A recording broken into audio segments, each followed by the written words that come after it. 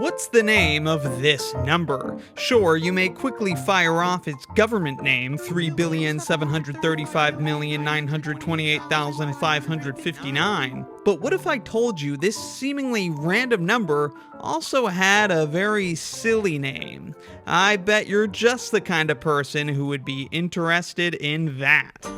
Of course, silly names are nothing new. There is the enviable John Jacob Jingleheimer Schmidt, a character immortalized in song for over 100 years at this point. There is this long-range autonomous underwater vehicle, first name Bodie, last name Mick Boatface. An online poll was run in March of 2016 to name this ship, and by far the winner was this noble title. Whoever had the final say, though, couldn't stomach this stupid name, and so they gave it to this little sub that's carried on board the ship. People sing silly names, they try to give silly names, and some real humans even have silly names. MLB outfielder Rusty Kuntz, German researcher Dr. Tillman Buttersack, or the Chicago Bears old linebacker Dick Buttkiss. You know how some people say, "Oh, you really look like a Rachel," or "Oh, you really look like a Jim"? Well, you know what, never mind. This is all fine and dandy, but you and me, we're nerds. We can hardly be arsed to care about former Green Bay Packers safety, Clinton. We are numbers guys, and 57 is give me a second. 57 is a number that also has another name, which it gained from a silly story. According to legend, great 20th century mathematician Alexander Grothendieck once mistakenly gave 57 as an example of a prime number, and it's now known as the Grothendieck prime. That is a silly story, but it's not really a silly name. Bajillion is a silly number name, but it's not for a specific number. It's a made-up term that just means big, huge number. 70 is called a weird number. Okay, that's kind of silly. But weird number refers to any number whose proper divisors can't be added in any combination to equal the number itself, but if all added together will exceed the number. So this is a class of numbers rather than a specific value. Okay, so then what is a single number that has a silly name to call its own? Here's one. 67. Yeah, it may be silly these days because of internet brain rot, but contrary to brain rot, the original silly nature of 67 goes back to an MIT fraternity pledge. Lambda Chi Alpha is one of North America's oldest fraternities, founded 116 years ago in Boston, Massachusetts at the Boston University School of Law. In the fall of 1958, two of the fraternity's upperclassmen were getting tired of freezing their butts off crossing the Harvard Bridge to get to class. To have some idea how much frozen bridge crossing they had left at any given time, they wanted to measure the bridge, and they thought this made a great challenge for that year's bushy-tailed pledges.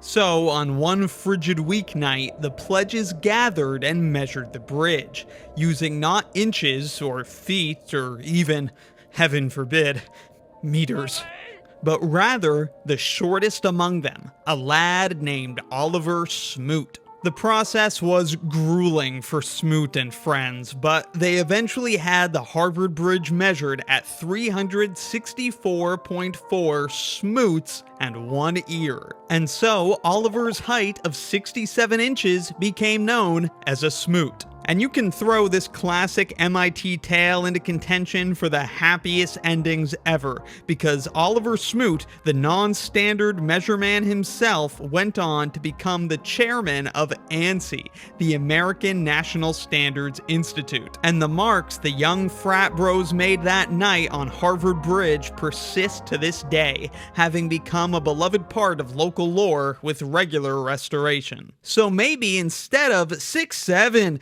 6'7", we should be saying Smoot, Smoot. Anyways, humans are a funny bunch. We spend all this time studying and naming numbers, things that don't even exist. But sometimes humans create things that do exist, like this opulent feast of art and information called the book. The book is a silly name for a book, but as you flip through its hundreds of pages and take in the hand-drawn illustrations, you'll understand the name, the ultimate guide to rebuilding civilization. You know hot air rises, but how do you use that to make a hot air balloon? What about getting honey? Or just making fire? If I were rebuilding civilization, I wouldn't do it without Conway's Game of Life, and the book even has that among its extensive 180 topics. The book raised over $2.3 million on Kickstarter and Indiegogo, and it's not hard to see where all that funding went. The premium matte art paper combined with the laminated hardcover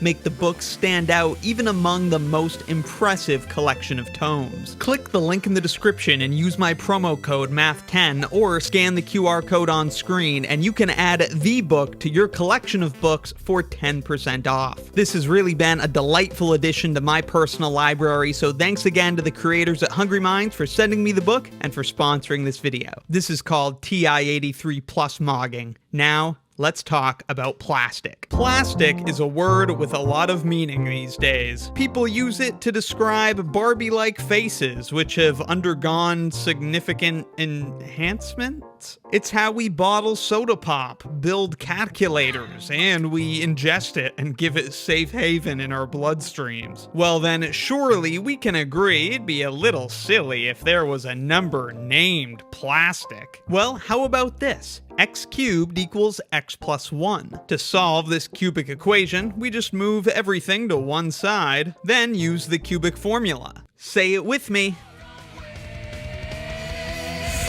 Negative b over 3a minus 1 over 3a times the cube root of 1/2 open bracket 2b cubed minus 9abc plus 27a squared d plus the square root of open parentheses 2b cubed minus 9abc plus 27a squared d close parentheses squared minus 4 open parentheses b squared minus 3ac close parentheses cube n square root close bracket n cube root minus 1 over 3a times the cube root of 1/2 open bracket 2b cubed minus 9abc plus 27a squared d minus the square root of open parentheses 2b cubed minus 9abc plus 27a squared d close parentheses squared minus 4 open parentheses b squared minus 3ac close parentheses cube n square root close bracket n cube root, which is about 1.3247.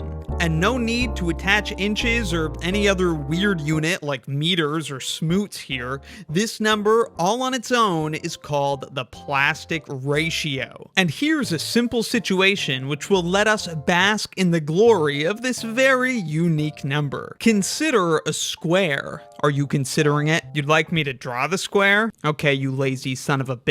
Here's your square. It's straightforward to see how we can partition a square into 3 similar rectangles that all have aspect ratio 3:1. But is there any other way to partition a square into similar rectangles? Well, darn tootin' there is. Suppose we only make this last cut, and then cut this strip in half. Here, each rectangle has an aspect ratio of 3:2. So again, all 3 rectangles are similar. In this example, all 3 of the rectangles were congruent, whereas in this second example, only the 2 smaller rectangles are congruent. But there remains one other way to partition a square into 3 similar rectangles, and it's the only way where each of the 3 rectangles are distinct. All we have to do is cut the rectangle so these segments are in the plastic ratio. If it's a unit square, so side lengths of 1, then the longer segment has length plastic ratio over 1 plus plastic ratio,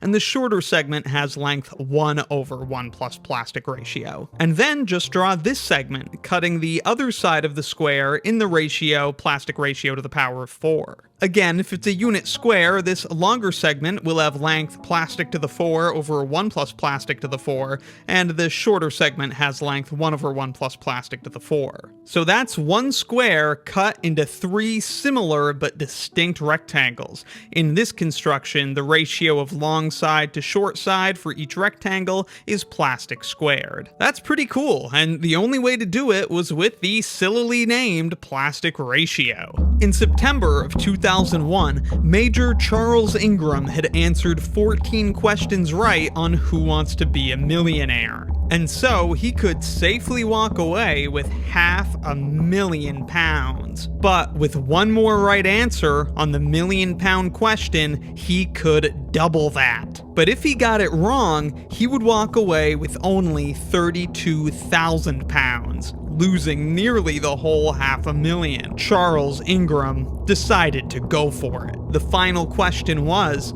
a number 1 followed by 100 zeros is known by what name? A. Google, B. Megatron, C. Gigabit, or D. Nanomole.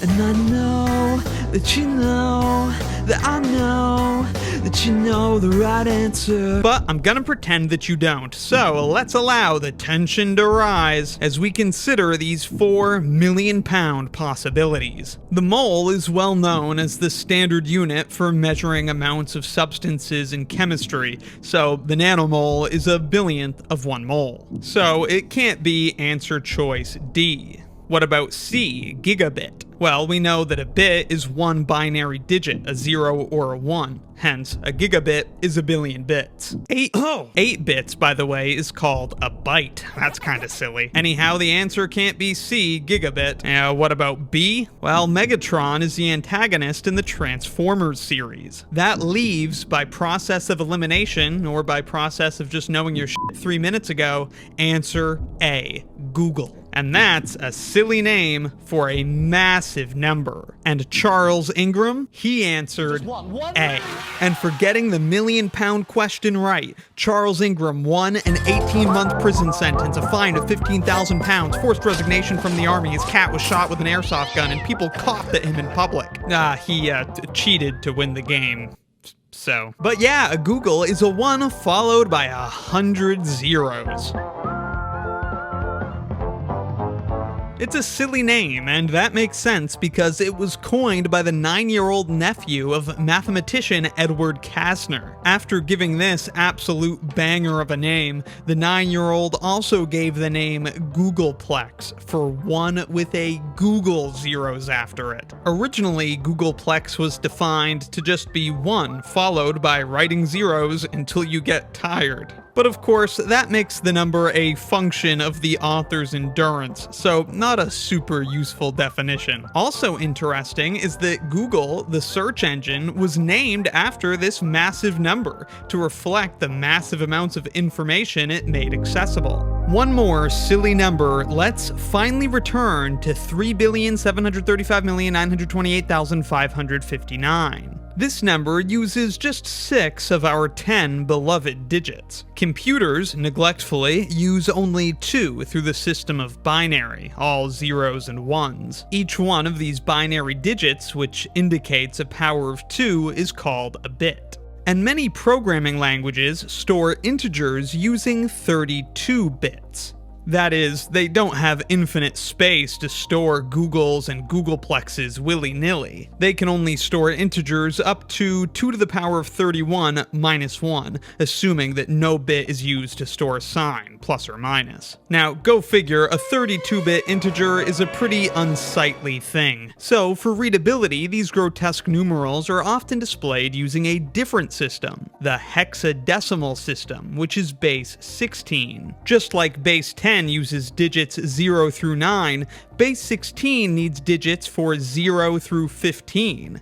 That's going to require all 10 of these digits, but then another 6 more. So for hexadecimal digits, after 9, we use the letters A through F. Since 16 is 2 to the power of 4, one hexadecimal digit stores exactly 4 bits.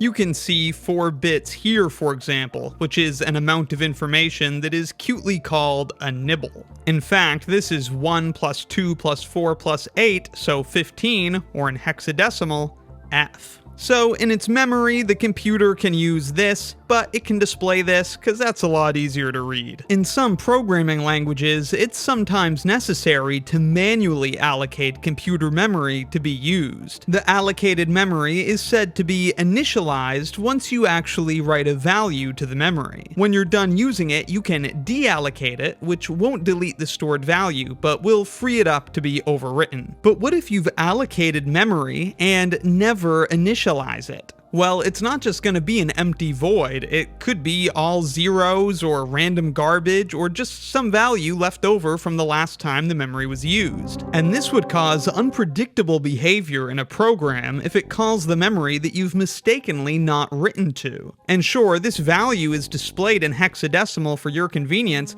but if you're just glancing at it, you might not notice that anything is wrong. And this is why many languages will store a recognizable magic debug value once memory is allocated in order to catch your attention and signal that the memory hasn't yet been initialized. Now, this doesn't jump out at us, it's certainly not a magic debug value, but one common such value is 3,735,928,559. You might think that's not recognizable at all, but let's translate it to hexadecimal, the way that it would typically be displayed. To do this, we complete long division successively on the quotients and note the remainder at each step. Those remainders are the hexadecimal digits. We read them from bottom to top to get the hexadecimal value dead beef, a number that would absolutely catch your attention if you were reading the memory. And yes, in one sense, that's a very silly name for this number. Though in another sense, dead beef is this number. And if you'll grant me this method of bestowing silly names upon numbers, then this, what's called hex speak, gives us many other well-known examples of silly names. There's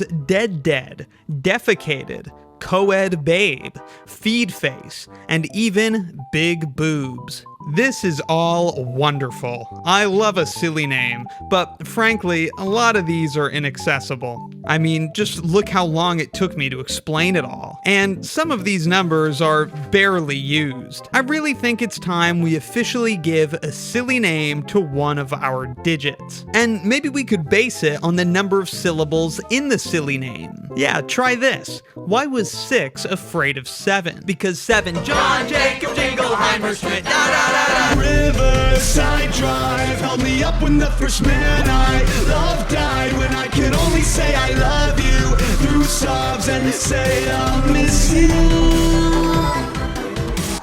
Last time I wasn't talking shells out of the shotguns. Someone with a much bigger